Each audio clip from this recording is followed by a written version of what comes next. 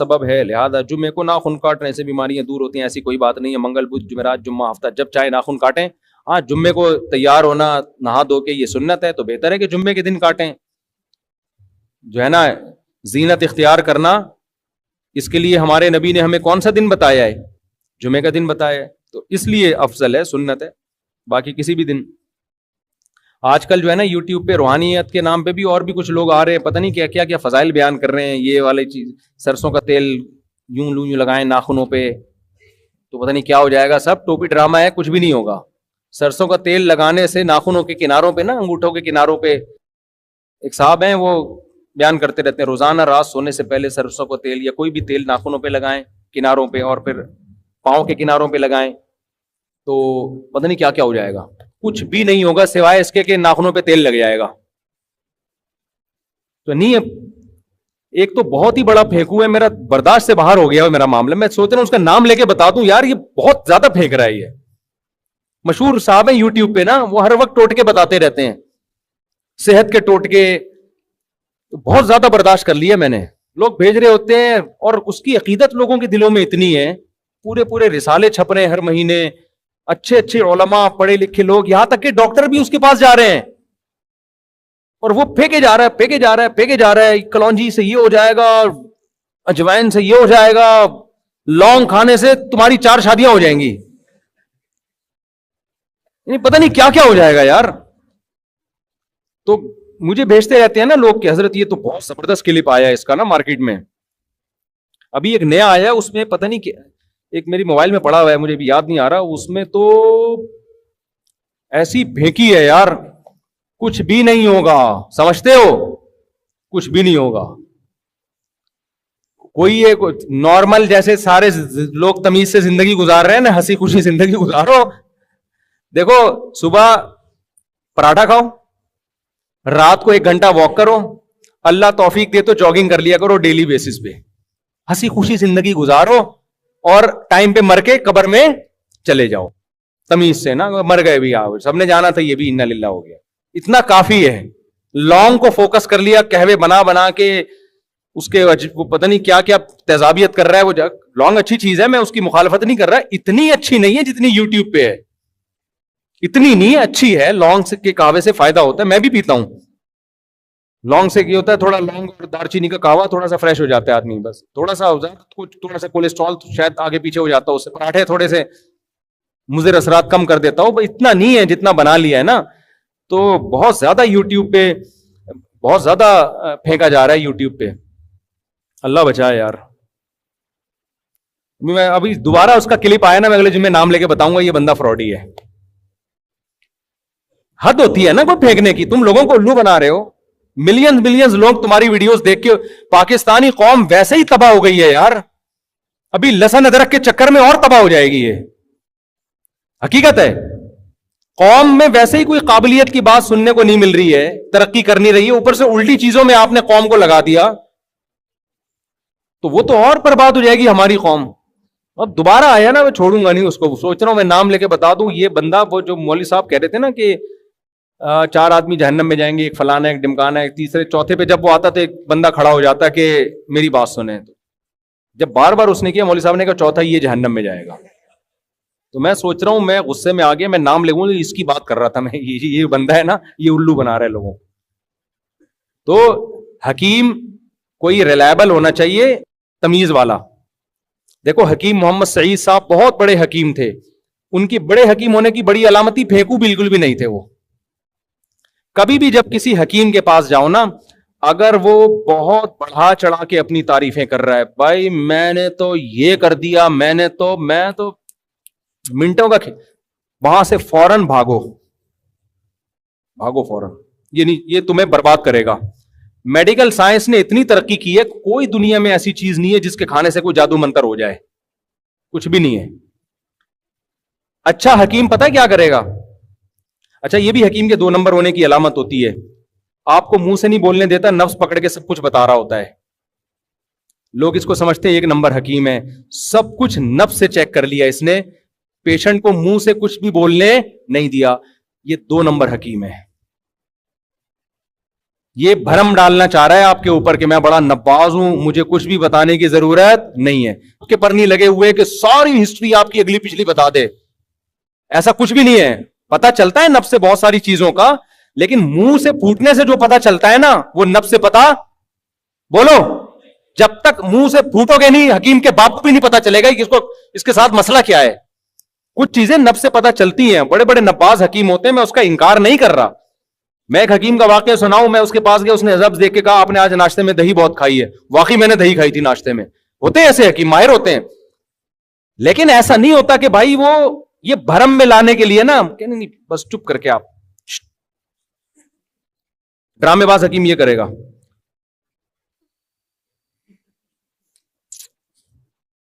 آپ کہتے ہو یار یہ ہوتے ہیں, کیا حکیم ہے یار, سب کچھ پتا چل گیا اس کو میرے بارے میں.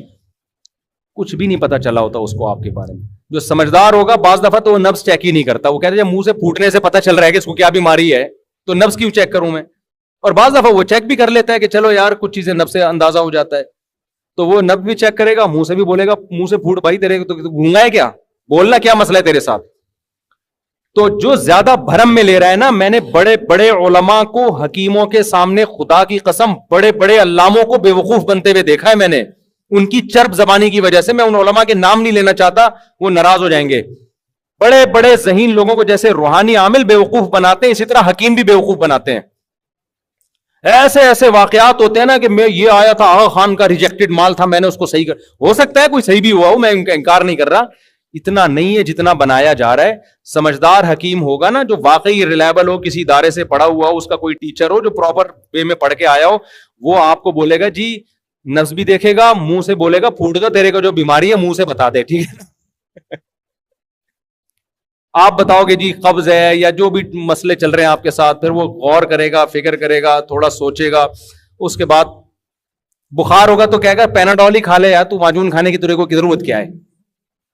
جب پیناڈول ایک 5 روپے کی مل رہی ہے مارکیٹ میں, 2 گولی کھانے سے بخار اترتا ہے, تو میں اپنے کلاکاریاں کیوں دکھاؤں, ٹھیک ہے نا. وہ بعض دفعہ ایلوپیتھک دوا بھی لکھ کے دے دے گا.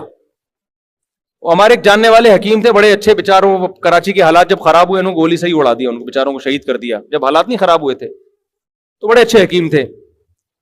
مجھے بخار بہت تیز ہو گیا تھا, وہ میں نے ہجامہ بہت زیادہ کروا لیا تھا نا. ہجامے کے نام پہ بھی بہت الو بنایا جا رہا ہے لوگوں کو. ہجامہ ٹھیک ہے لیکن اس میں بھی چورن بک رہا ہے, بہت زیادہ منجن بک رہا ہے.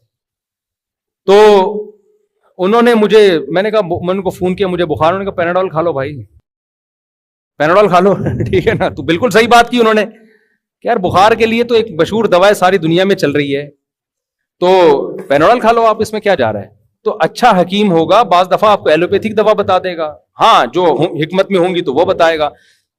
جو بھی کہہ رہا ہے نا اس کے پاس وہ کچھ ہے جو دوسروں کے پاس نہیں ہے, اس کا مطلب یہ ایک نمبر کا پھینکو ہے. حکمت کا علم صدیوں سے آ رہا ہے. ایسا کوئی حکیم نہیں ہے کہ جس کے سینے میں ایسے علوم ہیں جو دوسرے کو ملے ہی نہیں ہے. تیرے علم میں ہیں تو اس کے علم میں بھی ہوں گے, تجربے سب کے پاس ہیں. کچھ دوائیں حکمت کی ایسی ہیں جو صدیوں سے مجرب ہیں, ان میں تو میں لوگوں کو کہتا ہوں ایلوپیتھک کی طرف نہ جاؤ, حکیم وہ چیزیں حکیموں سے کھا لو. وہ مشہور دوائیں پھر کبھی نام لے کے بتائیں گے ان دواؤں کا انشاءاللہ, وہ بہت زبردست دوائیں ہیں. اچھا, کچھ دوائیں ایسی ہیں جو حکیموں ڈاکٹروں کے پاس علاج ہی نہیں ہے اس کا. کچھ بیماریاں ایسی ہیں کہ ایلوپیتھک میں اس کا علاج نہیں ہے مگر اتنا اچھا نہیں ہے, ان کا حکیموں کے پاس زیادہ اچھا علاج ہے. کچھ ایسی بیماریاں ہیں, یعنی جلدی بھی ہوتا ہے اور اچھا بھی ہوتا ہے, سائڈ افیکٹ بھی نہیں ہوتے. لیکن کچھ بیماریاں ایسی ہیں حکیم کے باپ کے پاس بھی اس کا علاج بولو نہیں ہے, یا ہے مگر بہت دیر سے اثر ہوگا. اس کا بھی امکان ہے مریض کا انا للہ ہی نہ ہو جائے. اس میں آپ کو لازماً کس کے پاس جانا پڑتا ہے, ڈاکٹر کو دکھانا پڑتا ہے. تو دونوں میں کچھ خوبیاں ہیں کچھ خامیاں ہیں. لیکن آپ ڈاکٹروں کے پاس جاؤ وہ حکیموں کی جڑ سے نفی کر دیتے ہیں, ابے انہیں تو کچھ بھی نہیں آتا. حکیموں کے پاس جاؤ وہ ڈاکٹروں کی جڑ سے نفی کہ سارا بزنس ہے, دھندا ہے. تو اس کا مطلب تم دونوں ہی الو بنا رہے ہو قوم کو, صحیح ہے نا. دونوں کیا کر رہے ہو, الو بنا رہے ہو. حکمت میں بہت ساری چیزوں کے بڑے بہترین علاج ہیں اور اس کے سائڈ افیکٹ بھی کم ہیں, لیکن بہت ساری چیزوں کے ایلوپیتھک کے پاس ہی ہیں, اس میں حکیم کے پاس نہیں ہوتا. حکیم بھی چھپڑ میں ڈاکٹر ہی کے پاس جا رہا ہوتا ہے, کلینک بند کر کے بولتا ہے بھاگ بیٹا یہاں سے, ابھی ڈاکٹر نے اگر ٹیکا نہیں ٹھوکا نا تو میرا چورن چٹنی میرے کام نہیں آئے گا مجھے. دونوں میں کچھ خوبیاں کچھ خامیاں ہیں. تو ان چیزوں سے یہ یوٹیوبر سے تو بہرحال بالکل بھی متاثر نہ ہو. یوٹیوب میں دیکھ کے کبھی آپ دواؤں میں سجیسٹ نہ کیا کریں. اب ہوتا یہ ہے کہ بعض دفعہ ڈاکٹر کوئی میڈیسن لکھ کے دیتا ہے, ہماری قوم میں ایک بیماری ہے, وہ میڈیسن لے جا کے یوٹیوب پہ سرچ کر رہے ہوتے ہیں, یوٹیوب والے نے اس کے سائڈ افیکٹ بتائے ہوئے ہوتے ہیں, یہ نقصان ہے. آدمی کہتا ہے یہ ڈاکٹر نے مجھے الو بنا دیا. یہ نہیں پتا ہوتا کہ ڈاکٹر الو نہیں بنا رہا, یہ یوٹیوبر کیا کر رہا ہے, بولو, الو بنا رہا. جب آپ نے ڈاکٹر پر اعتماد کی ہے تو جو لکھ کے دے رہا ہے وہ لے کر آؤ نا, یا تو جاتے ہی نہیں اس کے پاس, یوٹیوب سے ہی دوا لے لیتے. ایسے بہت سارے مسئلے ہو رہے ہیں کہ ڈاکٹر نے لکھ کے دیا, بندہ اس کو یوٹیوب پہ سرچ کر رہا ہے, گوگل پہ, اور پھر خود سائنسدان بن کے فیصلہ کر رہا ہے.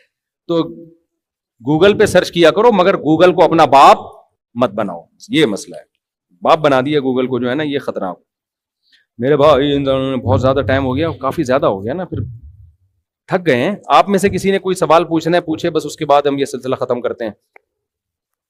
یہ بھائی ہومیوپیتھک میں بھی بعض چیزیں بڑی زبردست ہیں, بہت فائدہ ہو جاتا ہے. اچھا ایک بات ہے, ہومیوپیتھک میں کوئی ڈاکٹر نہیں ہوں بھائی, میری بات کو حرف آخر نہ سمجھیں. ہومیوپیتھک میں بہت زبردست فائدہ ہو جاتا ہے, لیکن ایلوپیتھک ڈاکٹر کہتے ہیں کہ ہومیوپیتھک میں فائدہ جو آپ کو ہو رہا ہے وہ تو نظر آ رہا ہے, ہومیوپیتھک دوا سے جو سائڈ افیکٹ ہے وہ آپ کو نظر نہیں آ رہے ہوتے. یہ ڈاکٹروں کی رائے ہے, میں اس پہ کوئی تبصرہ نہیں کرتا کیونکہ میں نے بھی ہومیوپیتھک پڑھی نہیں ہے.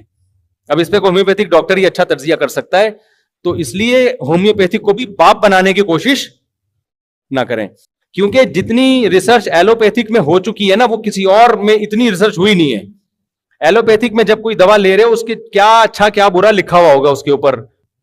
تو ہومیوپیتھک کے بھی بڑے فائدے, ہم نے بھی بعض دفعہ کسی بیماری میں لیا, ٹھیک فٹ فاٹ ہو گئے ہم, لیکن ڈاکٹر کہتے ہیں کہ کچھ پتہ نہیں کوئی آرگن کوئی خراب نہ کر رہی. واللہ عالم, میرا یہ ٹاپک ہے نہیں, یہ ڈاکٹروں سے ہی پوچھو آپ.